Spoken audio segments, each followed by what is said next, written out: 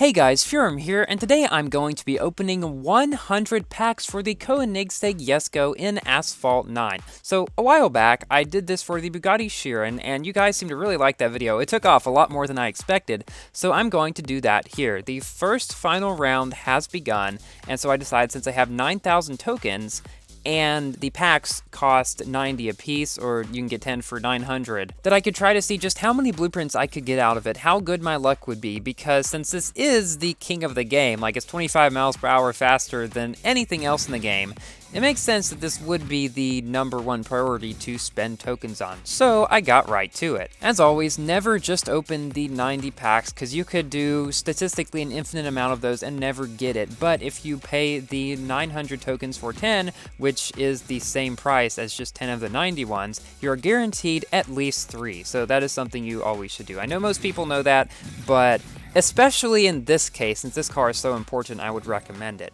Now, I was at 2 stars from the previous event for this car, the Drive Syndicate event. I had 22 out of 45 blueprints to 3-star it, so I figured that I would at least be able to 3-star the car with these opening packs, and as I opened my first few packs, I realized this is not going so well so far. Like, the luck is just not in my favor, but I was going to wait and see because I remember when I opened the Bugatti Chiron packs, I think I got 2 of the jackpots out of that, and I don't remember exactly how much I spent on that, but it was upwards of 12,000 tokens at that point, and those were 900 too. You can expect that all of the kings of the game kind of packs will be 90 instead of 75. So a lot of people have been asking me to make a video about the Jesko Grand Prix, and the reason why I'm not going to make a video about the Grand Prix in particular is because it works exactly like the rest of the Grand Prix. So I'm going to use this video as an opportunity to give some advice for the event. First of all, I would recommend waiting till toward the end of each final round in order to do your official time with your 3 races. And there are a couple reasons for this. First of all, this gives you more time to practice, and I would definitely recommend continuing to practice as much as you can before you do your official times, because you only get 3 tries on those. You have to spend tokens more than that otherwise. That's one reason. The other one is so that, say you get first position. Well, that is going to give people a reason to try to improve their time if they can, and you want to avoid that. So yes, practice as much as you can, wait as long as you can without forgetting in the final round, and then play close to the end so that you can have a better chance of getting the best time, and so that other people will have less time to try to beat you. So on my 6th pack of 10, I got 43 out of 45, so I knew on this one I was going to star up the car, and I actually got 3 earlier, and then 3 a little bit later, and then 3 a little bit later. It almost feels like the game purposely gives you less when you need it and more when you don't need it. Because I haven't gotten 9 so far at all in this video yet. So for some reason, with cars that have keys, whenever you star them up, when that screen first shows up, it shows it as the star you were previously, but then it goes properly. I don't know, kind of a little weird thing that I noticed. But anyway, I have now 3-starred the Jesko. Another thing to note about this event is that the Jesko is, well, a fairly easy car just to drive.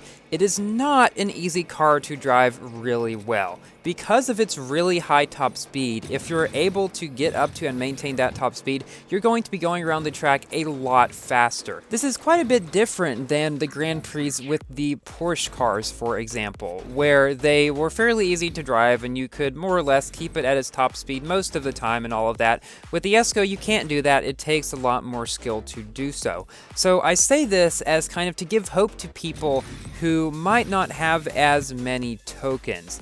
This is because if you're able to drive the car really well, you will do better than a lot of people who have their cars more upgraded. Because if you think about it, for example, like the car's speed really doesn't go up a lot as you start it up, and you never really reach much to that point anyway. And the drifting and handling is already really good, so I would say that if you can get good at managing nitro and keeping up your speed with that nitro, you will be able to do very well in this event, even if you aren't able to start up crazy high, because I would say that this is actually a more skill-based Grand Prix than the rest of them, due to the fact that this car is not easy to drive at its full potential. Another thing I would like to mention for those of you who may be short on credits, acceleration and nitro are the most important ones to apply, followed by handling.